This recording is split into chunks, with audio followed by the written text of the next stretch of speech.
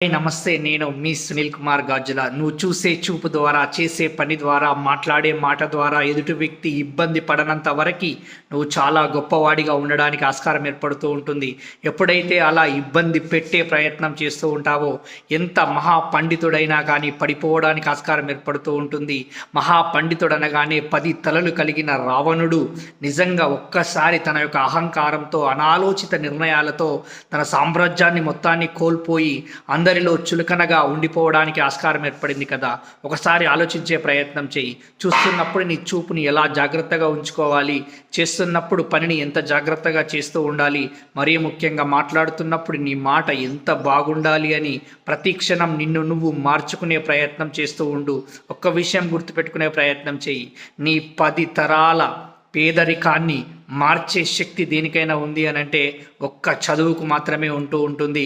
కాబట్టి నీకు చదువుకునే అవకాశం ఉండి, చదువుకునే వయసు ఉండి, అటువంటి సదుపాయాలు ఉంటే మాత్రం నీ జీవితంలో ఆ చదువు కోసం సమయాన్ని కేటాయించే ప్రయత్నం చెయ్యి.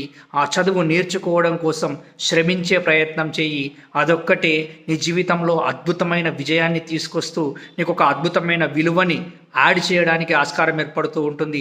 చాలామందికి ఇటువంటి అవకాశాలు లేక ఆగిపోతూ ఉన్నారు.